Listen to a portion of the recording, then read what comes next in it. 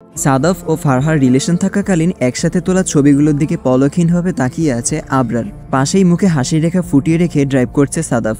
সাদাফ একটু হেসে বলল, ফারহার প্রিয় জায়গা কোনটা জানো? আবরার কিছুক্ষণ চুপ থেকে বলল, কোনো খোলামেলা নির্জন জায়গা অথবা কোনো কুলকুল পানির শব্দ কানে আসে এমন নদীর পার। সাদাফ ড্রাইভ করতে করতে বলে, এক্স্যাক্টলি, তোমাকে একটা জায়গায় নিয়ে যাই চলো। বলেই কিছুক্ষণ পর একটা নদীর পাড়ে নিয়ে গেল আবরারকে। ইদানিং মাঝে মাঝে বৃষ্টি হওয়ায় নদীর পানিও বেড়েছে অনেক।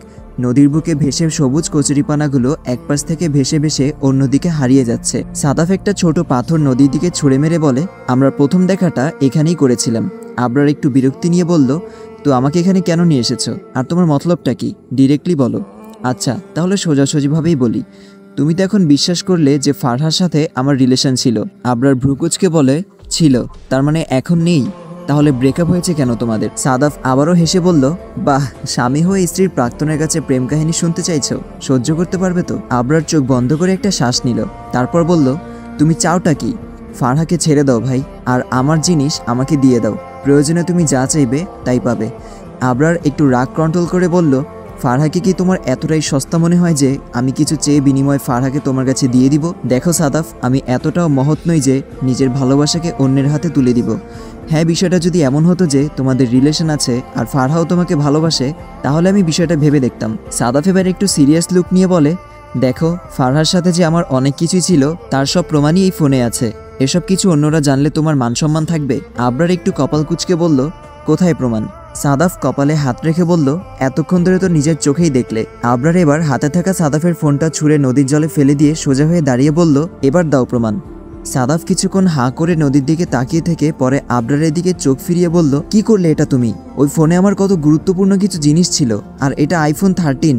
তোমার 3 মাসের ইনকাম দিয়েও এমন ফোন নিতে হিমশিম খাবে। আবরার এবার সাদাফের চোখে চোখ রেখে বলল, যাই থাকুক, আমার কাছে ফারহাদ চেয়ে দামি আর কিছুই নেই। বলেই আবরার হাঁটা ধরে একটা গাড়ি ডেকে উঠে পড়লো বাড়ি যাওয়ার উদ্দেশ্যে। ওদিকে সাদাফ এখনো হাঁ হয়ে তাকিয়ে আছে। এটা কি হলো? বাড়ি যেতে যেতে টিস্যু দিয়ে কপালের ঘাম মুছতে লাগলো আবরার। ঘাম মুছে গাড়ি সিটে হেলান দিয়ে বাইরের দিকে তাকিয়ে আছে। সেই দিনের কথাটি মনে পড়লো আবার। আইরিনের বিয়েতে সাদাফকে অন্য একটা মেয়ের সাথে দেখে অস্থির হয়েছিল ফারহা। তার চেয়ে বেশি অবাক হয়েছিল সাদাফকে এখানে দেখে। তার সারা চোখে মুখে হতাশা ও অস্থিরতার ছাপ ফুটেছিল পুরোপুরি। সেদিন যখন আবরারকে সাদাফের ব্যাপারে জিজ্ঞেস করেছিল, তখনও কেমন অন্যমনস্ক দেখাচ্ছিল ফারহাকে। সাদাফকে কিভাবে চেনে সে, আর তাকে এমন দেখাচ্ছে কেন? একটু প্রশ্ন জাগলো আবরারের মনে। আবরার তখনও জানতো যে ফারহা আবরারকে পছন্দ করে, তবুও অন্য ছেলের কথা বলতে ফারহাকে এতটা বিষণ্ণ দেখাচ্ছিল কেন? এখন একটি অ্যাড চলবে, আপনারা চাইলে স্কিপ করতে পারেন। ওয়ানেক্স হচ্ছে সবচেয়ে বিশ্বস্ত বুকমেকার, যা পিএসজি এবং সিরিয়া অ্যাপের অফিসিয়াল পার্টনার। খুব শীঘ্রই ইন্ডিয়ান প্রিমিয়ার লিগ শুরু হতে চলেছে এবং এটি সবচেয়ে বড় সুযোগ আপনার প্রিয় দলকে সমর্থন করার। এই অ্যাপে আপনি cricket, football, tennis live match দেখতে এবং তাদের স্কোর ভবিষ্যৎবাণী করে সহজে অর্থ উপার্জন করতে পারবেন। সেই সাথে BMW গাড়ি, আইফোন, ল্যাপটপ এবং আরো অনেক নগদ পুরস্কার জেতারও সুযোগ রয়েছে। এই অ্যাপটিতে আপনি crash, crystal, under and over 21 ইত্যাদি গেম খেলে সহজেই আয় করতে পারবেন। আপনি বিকাশ, নগদ, ব্যাংক, ক্রিপ্টো, পেপাল এবং অন্যান্য সহজ পদ্ধতির মাধ্যমে সহজেই আপনার জেতা টাকা তুলতে পারবেন। এখানে আপনি 24 ঘন্টা 7 দিন গ্রাহক সহায়তা পাবেন। তাই এখনই পিন কমেন্টের লিঙ্ক ব্যবহার করে রেজিস্ট্রেশন করুন অথবা গুগলে ওয়ানেক্স সার্চ করে রেজিস্ট্রেশন করুন। আর হ্যাঁ, রেজিস্ট্রেশনের সময় আমার প্রোমো কোড ওয়ানমারুফ ব্যবহার করে প্রথমবার ডিপোজিটে 20,000 টাকা পর্যন্ত জেতার সুযোগ পান। সেদিন এসব ফারহাকে আর জিজ্ঞেস না করে খোঁজ নিতে লাগলো বিষয়টা আসলে কি। তখনই ফারহা আর সাদাফের সম্পর্কটা জেনেছিল সে, বাট ফারহাকে কিছু বুঝতে দেয়নি, আর কারণ দোষটা সাদাফেরই ছিল। তাই আজ সাদাফের ফোনটা হাতে পেয়েও পুরনো প্রেমিকার সাথে ছবিগুলো দেখে তা নদীতে ফেলে দিয়েছে, কারণ ওসব ছিল ফারহার অতীত। আর ফারহার সাথে অন্য কারো স্মৃতি জড়িয়ে থাকুক এটা সে কোনোভাবেই চায় না। তাই সব প্রমাণ, সব স্মৃতি নদীর সাথে ভাসিয়ে নিয়ে গেল। তবুও অস্থির লাগছে আবরারের। আজ বাসায় গিয়ে ফারহাকে বিষয়টা জিজ্ঞেস করতে হবে, দেখবে সে তার কাছে কিছু লুকায় কিনা, কারণ ফারহার সব বিষয়ে জানার অধিকার আছে। রাতে খাবার টেবিলে বাবা, মা ও ফারদিন একসাথে খাবার খেতে ব্যস্ত। মা ফারদিনের দিকে তাকিয়ে বলে, কালকে গিয়ে ফারহাকে নিয়ে আসবি এই বাড়িতে। খাওয়ার সময় মায়ের মুখে আচমকাই এমন কথা শুনে যেন বিষম উঠে গেল তার। মা আজ নিজেই ফারহার কথা বলছে, এটাও কি সম্ভব? নাকি পুরোটাই স্বপ্ন দেখছে? তবুও সব চিন্তাভাবনা একপাশে রেখে একটু পানি খেয়ে মায়ের দিকে চেয়ে বলল, সত্যি বলছো মা? মা স্বাভাবিকভাবেই উত্তর দিল, হ্যাঁ, কালকে গিয়ে নিয়ে আসবি। আমাদের মেয়ে কেন পালিয়ে বিয়ে করে শ্বশুরবাড়িতে চোরের মতো থাকবে? অন্য 8-10টা মেয়ের মতো তারও ধুমধাম করে সব হবে। সেদিন নিয়ে যাওয়া চোরের মতো নয়, বউ বেশে ওই বাড়িতে যাবে সে। ফারদিন এবার এক পলক বাবার দিকে তাকালো, দেখে বাবাও কিছু না বলে চুপচাপ খাচ্ছে। মানে নীরবতা সম্মতির লক্ষণ ধরে নিল সে। মা আবার বলল, যা হওয়ার তা তো হয়েই গেছে। আমরা এমন আচরণ করলে বা সম্পর্ক বিচ্ছিন্ন রাখলেও আর কিছুই ঠিক হবে না। আর আমাদের ইগো থেকে দামি হলো ফারহার সুখে থাকাটা। সেই সন্ধ্যার আগে বাসায় ফেরার পর থেকে ফারহার সাথে তেমন একটা কথা বলেনি আবরার। ফারহা বিষয়টা খেয়াল করে কয়েকবার আবরারের কাছে গিয়েছিল, কিন্তু প্রতিবারই মুখটা গম্ভীর দেখালো তার। রাতের বেলায় খাওয়া শেষে ছাদে হাঁটাহাঁটি করছিল আবরার। তখনই ফারহা পেছন থেকে গিয়ে বলে, আপনার সমস্যাটা কি বলুন তো, আমাকে ইগনোর করছেন কেন? আবরার পেছন ফিরে দেখে ফারহা কোমরে 2 হাত দিয়ে দাঁড়িয়ে রাগী দৃষ্টিতে তাকিয়ে আছে তার দিকে। ফারহার দিকে কিছুক্ষণ তাকিয়ে থেকে আবরার শান্তভাবে বলল, কেন এমনটা মনে হলো? দেখুন, আমি বাচ্চা না যে এসব বুঝবো না। আর আমি কোনো ভুল করলে বা কোনো অন্যায় করলে তা সরাসরি বলে দিবেন, দুজন কথা বলে সমাধান করে ফেলবো। এভাবে গাল ফুলিয়ে থাকা, কথা না বলা, ইগনোর করা, এসব আমার ভালো লাগে না। আবরার অন্যদিকে তাকিয়ে বলল, কিছু না, এমনি মনটা ভালো না তাই। ফারহা আবার বলল, কিছু তো নিশ্চয়ই হয়েছে, বলুন না কি হয়েছে। আবরার এবার সোজা হয়ে দাঁড়িয়ে তার দিকে চেয়ে বলল, তোমার কোনো বয়ফ্রেন্ড ছিল? ফারহা কিছুক্ষণ নিশ্চুপ থেকে মাথা নিচু করে বলল, আপনার কাছে মিথ্যা বলবো না, ছিল আগে। তো আমাকে আগে বলনি কেন এটা? ফারহা মন খারাপ করে বলল, ভয় বলিনি, যদি আপনি এসব শুনে আমাকে ছেড়ে চলে যান তাই। তো এখন কেন বললে? আপনি জিজ্ঞেস করেছেন তাই। যদি এখন ছেড়ে চলে যাই? ফারহা এবার আর কোনো উত্তর না দিয়ে হুট করে আবরারকে জড়িয়ে ধরে নিশ্চুপ হয়ে রইল। হুট করে তার এমন অনুভূতি তৈরি হওয়ার কারণটা সে নিজেও জানে না, শুধু এটাই বুঝতে পারছে আবরার কেন ছেড়ে যাওয়ার কথা বলবে। কেন বলবে সে? কোথায় যাবে? আমি যেতে দিব না, কিছুতেই দিব না। সবাইকে সবকিছু বুঝিয়ে ফারহাকে নিয়ে বাড়ির উদ্দেশ্যে রওনা দিল ফারদিন। ভয়ে ধুকধুক করছে ফারহার বুক। গিয়ে বাবা মায়ের সামনে কিভাবে দাঁড়াবে, কি করবে তারা? ইচ্ছা করছে ঘুমিয়ে যেতে, কারণ ঘুমিয়ে গেলে এই সময়টা খুব তাড়াতাড়ি পার হয়ে যাবে। আর ঘুম ভাঙলে কি হয়েছে তা কিছুই মনে পড়বে না, দেখবে শুধু সব ঠিকঠাক। এসব ভাবতে ভাবতে বাসায় পৌঁছালো তারা। দরজার বাইরে দাঁড়িয়ে হাত পা কাঁপছে তার। মা দরজা খুললে ফারহা কিছুক্ষণ চুপচাপ দাঁড়িয়ে থেকে কেঁদে মায়ের বুকে ঝাঁপিয়ে পড়ে বলে, আমায় ক্ষমা করে দাও মা, খুব বেশি অন্যায় করে ফেলেছি তোমাদের সাথে। আমি খুব খারাপ মা, খুব বেশি খারাপ। এর মাঝে বাবা এলো, দুজনকে ধরেই কান্না করতে লাগলো সে। এটাও যেন এক ধরনের সুখের কান্না। পারিবারিকভাবে সবকিছু করছে নতুন করে। দুই ফ্যামিলি এখন খুব হ্যাপি। কয়েকদিন সময় নিয়ে সবকিছু স্বাভাবিক হওয়ার পর ধীরে সুস্থেই সব হচ্ছে। সেই অনেকক্ষণ যাবৎ রেডি হচ্ছে ফারহা। এদিকে ফারদিন ড্রয়িং রুমে বসে বারবার ঘড়ির দিকে তাকাচ্ছে। কি রে, কোথায় তুই? কতক্ষণ লাগবে আর? আবরার ফোন দিচ্ছে বারবার। ওরা হয়তো পৌঁছে গেছে আর তোর এখনো রেডি হওয়াটাই শেষ হয়নি। এত ঘষা মাঞ্জা করার কি আছে? বিয়ে করতে তো যাচ্ছিস না আর? ফারহা রুম থেকে বেরিয়ে বলল, হয়ে গেছে ভাইয়া, চলো এবার। কিছুক্ষণের মাঝেই শপিং মলে পৌঁছে গেল তারা। ওখানে আগেই এসে বসে আছে আবরার আর আইরিন। আর এখান থেকে গেল ফারহা আর ফারদিন। আবরার আইরিনের দিকে তাকিয়ে বলল, তুই আর ফারদিন যা, ভেতরে গিয়ে সবকিছু দেখ, আমরা আসছি। আইরিন আর ফারদিন ভেতরে চলে গেলে ফারহা আবরারের দিকে চেয়ে বলে, ওদেরকে এভাবে পাঠিয়ে দিলেন কেন? আমাদের তো তেমন কোনো দরকারও নেই। আবরার একটু হেসে বলল, আমার ইচ্ছা, আর বের করলে তো কত দরকারই বের করা যায়। তখনই সাদাফ তাকে পাশ দিয়ে যাওয়ার সময় থেমে বলে, দুজন দেখে একসাথে শপিং মলে, বাহ ভালো তো। তো মিস ফারহা, কেমন যাচ্ছে দিনকাল? সব ঠিকঠাক? ফারহা বিরক্ত হয়ে বলল, মিস না, মিসেস আবরার। আর আপনাকে না বলেছি আমার দুই চোখের সামনেও আসবেন না, তবুও কেন ফলো করেন বারবার? তোমার মতো থার্ড ক্লাস মেয়েকে ফলো করার সময় নেই সাদাফের। এর মাঝে আবরার ফারহাকে বলল, তুমি আইরিন আর ফারদিনের কাছে যাও তো, আমি আসছি। ফারহা সাদাফের দিকে তাকিয়ে বিরক্তি প্রকাশ করে চলে গেল সেখান থেকে। আবরার সাদাফের দিকে চেয়ে বলল, আবার কেন এসেছো? কি চাইছো তুমি? সাদাফ পূর্বের মতো হেসে বলল, কিছুই চাই না, আর এখানে এসেছি একটা দরকারে, তোমাদের ফলো করতে আসিনি। আর তোমাকে নতুন করে কিছু বলেই বা কী লাভ? বউয়ের পূর্বের সব নিজ চোখে দেখেও তোমার কিছুই আসলো গেল না। আমি হলে এমন মেয়েকে লাথি দিয়ে বের করে দিতাম। আবরার এবার চারদিকে চেয়ে নিজের রাগটা চেয়ে রেখে সাদাফকে বলল, দেখো সাদাফ, দুনিয়ার সব মেয়েই ভালো, শুধু একটা মেয়ে খারাপ, আর সে হলো ফারহা। বিষয়টা যদি এমনও হয় তবুও আমি তাকেই ভালোবাসি। ভালোবাসার দিক দেখে পাল্টে যায় না। যাকে ভালোবাসবো তার সব কিছুকেই ভালোবাসবো, তার অতীত, বর্তমান, তার অস্তিত্ব, তার স্বপ্ন, তার ইচ্ছা সব নিজের সাথে মানিয়ে নিব। এক কথায় সে যেমনই হোক তা একান্তই আমার ব্যাপার। উত্তর পেয়েছো? এবার নিজের রাস্তা মাপো। আইরিন আর ফারদিন দুজন মিলে শাড়ি ও জামা দেখতে লাগলো। ফারদিন দেখে দেখে শাড়িগুলো একটা একটা আইরিনের গায়ে মেলে ধরে কিছুক্ষণ তাকিয়ে দেখছে এগুলো কেমন মানায়। আইরিন চুপচাপ দাঁড়িয়ে আছে আর মাঝে মাঝে আর চোখে ফারদিনের দিকে চেয়ে আবার চোখ ফিরিয়ে নিচ্ছে। ফারহা হাঁটতে হাঁটতে একটা দোকানে ফারদিন ও আইরিনকে এভাবে দেখে কিছুক্ষণ চুপচাপ দাঁড়িয়ে রইল একপাশে দাঁড়িয়ে লুকিয়ে দুজনকে দেখছে সে। কত হাসি খুশি তারা। দুজনকেই দেখে মনে হচ্ছে খুব গভীর সম্পর্কে জড়িয়ে আছে তারাও। কিছুক্ষণের মাঝে আবরার এসে পেছন থেকে কাঁধে হাত ছুঁয়ে বলল, এখানে এভাবে দাঁড়িয়ে আছো কেন? ফারহা একটু মুচকি হেসে বলল, ভালোবাসা দেখতেও ভালো লাগে। ফারহার চোখের ইশারায় আবরারও ওদের দিকে চেয়ে রইল কিছুক্ষণ। এরপর ভ্রুকুচকে ফারহার দিকে তাকালে ফারহা শান্তভাবে বলল, আপনাকে অনেক কিছু বলার আছে আমার। আবরার ওভাবেই তাকিয়ে থাকা অবস্থায় বলল, কি?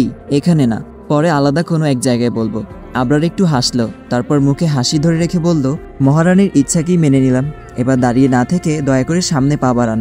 ফাইনালি অনেক কিছু সহ্য করে ভালোবাসা পূর্ণতা পেল তাদের। সন্ধ্যার পর থেকে গায়ে হলুদের কাজ শুরু হলো। সবশেষে রাতে ঘুমাতে গেলে আবরারের ফোন থেকে একটা টেক্সট আসে, আমি তোমাদের ছাদে অপেক্ষা করছি তোমার জন্য। অবাক ভঙ্গিতে এক হাত গালে চলে যায় তার। ফোনের স্ক্রিনের দিকে তাকিয়ে মেসেজটা আবার ভালো করে পড়ে নিল সে। ঘুমানোর আগে দুঃস্বপ্ন দেখছে না তো সে? না, ঠিকই তো দেখছে। তার মানে আবরার সত্যিই ছাদে আছে? যদি থাকেই তাহলে এত রাতে কিভাবে ছাদে এলো, আর কেনই বা এলো? আর কিছু না ভেবে ছাদে চলে গেল সে। দেখে ছাদের এক কোণে হেলান দিয়ে দাঁড়িয়ে আছে আবরার, আর চাঁদের আলোয় মুগ্ধ হয়ে তাকিয়ে আছে তার দিকে। ফারহা তার কাছে এগিয়ে এসে বলে, কিভাবে এসেছেন এত রাতে, আর কেনই বা এসেছেন? আবরার একটু মুচকি হাসি দিয়ে বলল, তোমাকে দেখতে ইচ্ছা হচ্ছিল তাই। পাগল নাকি? বলতে পারো। কালকে তো একেবারেই চলে যাব, তখন কোলে নিয়ে বসে থাকবেন। এখন যান। আবরার বলল, আজ কয়দিন হলো ওই বাড়ি থেকে এসেছো? এই সময়টা চোখে হারাচ্ছিলাম শুধু, মনে হচ্ছিল আমার ছায়াটা আমাকে ছেড়ে দূরে চলে গেছে। ফারহা বলল, চলে এসেছিল আমার কাছে। ফারহা বলল, চলে এসেছিল আমার কাছে, এই যে আমার সাথে মিশে আছে যে এইটা। আবরার বলল, তাহলে রেখে দাও নিজের কাছে, যেন আমি পুরোটাই হয়ে থাকি তোমার ছায়া। তাহলে আর হারিয়ে যাওয়ার ভয় থাকবে না। সারাটা দিন তুমি যেখানে যাবে ছায়াটাও পাশে থাকবে তোমার। আবরারের এমন পাগলামি কথাবার্তায় ফারহা হেসে দিয়ে বলে, এখন যান, এত রাতে আপনাকে এখানে দেখলে সবাই হাসাহাসি করবে। আচ্ছা বলো তো, আমি তোমাকে কখনো জড়িয়ে ধরেছিলাম কিনা? ফারহা কিছুক্ষণ ভেবে বলে, না, কখনো ধরেননি, তবে হাত ধরেছেন অনেকবার। আবরার একটু হেসে বলে, জড়িয়েও ধরেছিলাম একবার, দেখো তো মনে করতে পারো কিনা।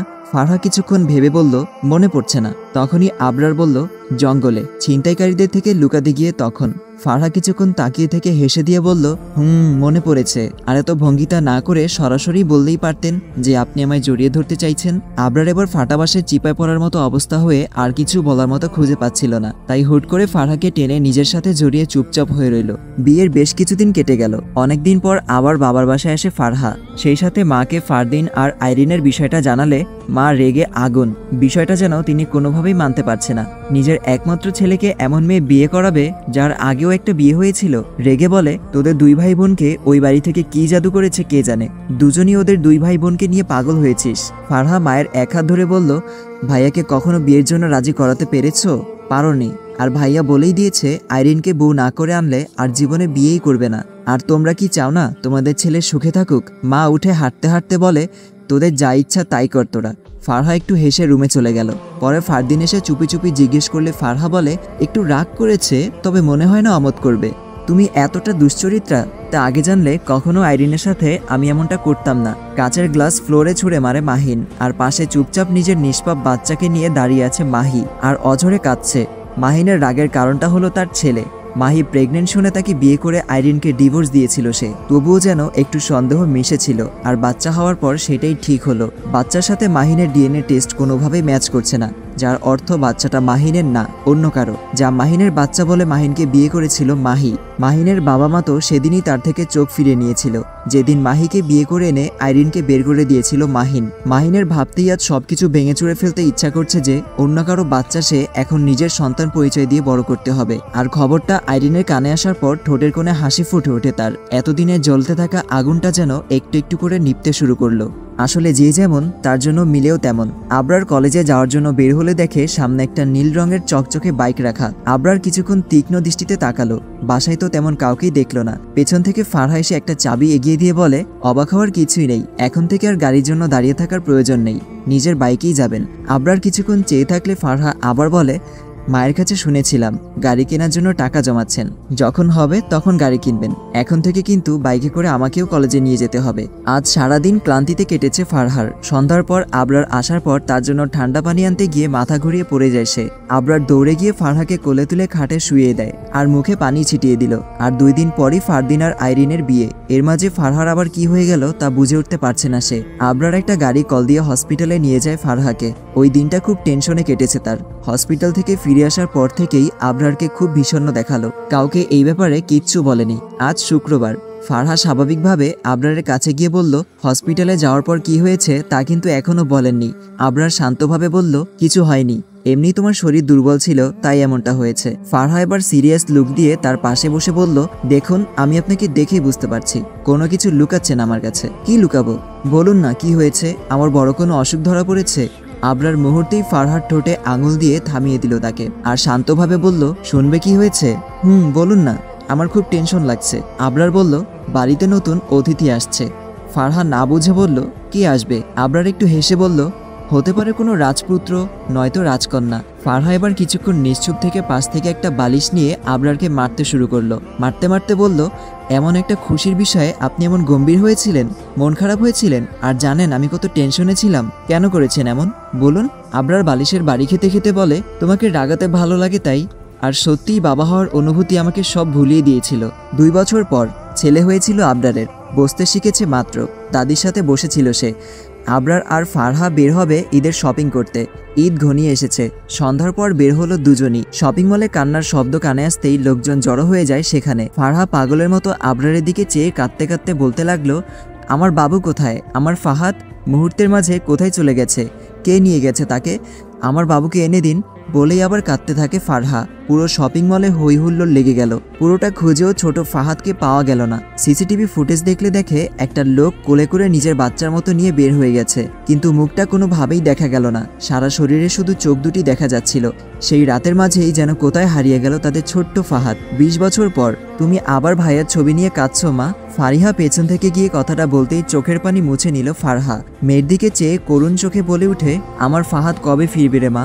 নাকি কখনো ফিরবে না? ফারিহা মায়ের দিকে চেয়ে বলে, ভাইয়া ফিরে এলে তুমি তাকে চিনতে পারবে? ফারহাদ চোখের পানি মুছে বলল, আমার ছেলেকে চিনতে আমার একটু ভুল হবে না। ওর শরীরে এমন একটা চিহ্ন আছে যেটা দেখে আমি আরো 20 বছর পর হলেও চিনতে পারবো। ওর শরীরে এমন একটা চিহ্ন আছে যেটা দেখে আমি আরো 20 বছর পর হলেও চিনতে পারবো। ফারিহা আগ্রহ নিয়ে জানতে চাইল, কি সেটা?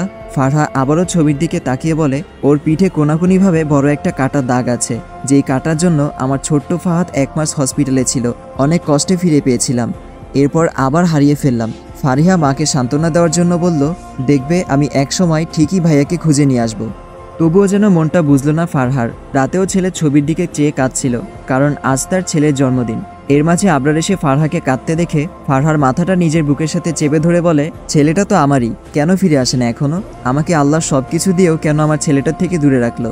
আবরার তার মাথায় হাত বুলিয়ে দিতে দিতে বলল, সৃষ্টিকর্তা যা করে প্রত্যেকটার পেছনেই উত্তম কোনো পরিকল্পনা থাকে। হয়তো আবার আমাদের বুকে আমাদের ছেলেকে ফিরিয়ে দিবে সে, আর না দিলেও এর পেছনে ভালো কিছুই থাকবে। বলেই ফারহাকে বুকের সাথে জড়িয়ে রাখলো সে। এই 23 বছরে যেন ভালোবাসা একটুও কমেনি। এভাবেই বুকে জড়িয়ে কোনো এক জ্যোৎস্নার আলোয় চারদিকে সাক্ষী রেখে চিৎকার করে বলতে চায় সে, তোমার জন্য আমি তোমার ছায়া হয়ে যাব। এভাবেই পাশে রব বাকি জীবন, কারণ কঠিন পরিস্থিতিতেও কখনো ছায়া মানুষকে ছেড়ে যায় না। আমি সেইভাবেই তোমার ছায়া হয়ে তোমার পাশে থেকে যাওয়ার প্রতিজ্ঞা করলাম এই রাতকে সাক্ষী রেখে।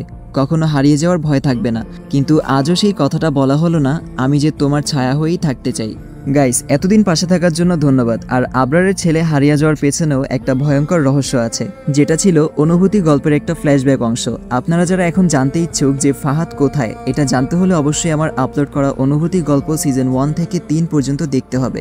আপনারা যারা অনুভূতি গল্প দেখেননি তারা হতাশ হবেন না, দেখে ফেলুন, খুবই ভালো লাগবে। আর তোমার নিঃশ্বাসে আমি গল্পের নিখোঁজ হয়ে যাওয়া ফাহাদ অনুভূতি গল্পে থাকবে, তবে সেটা আপনারা খুঁজে নেবেন। আর যারা অনুভূতি গল্প শুনেছেন তারা তো জানেনই। যাই হোক, আগামীকাল নতুন গল্প আসতেছে, আশা করি আপনাদের কাছে ভালো লাগবে। যারা আমার চ্যানেলে এখনো সাবস্ক্রাইব করেননি, আপনাদের কাছে রিকোয়েস্ট থাকবে চ্যানেলটা সাবস্ক্রাইব করে দিন, ভিডিওটি ভালো লাগলে লাইক করে দিন, আর হ্যাঁ, কমেন্টে এই গল্প সম্বন্ধে আপনার অনুভূতি শেয়ার করে দিন। আজ যাচ্ছি, দেখা হচ্ছে খুব শীঘ্রই। আপনারা ভালো থাকবেন, সুস্থ থাকবেন, আল্লাহ হাফেজ।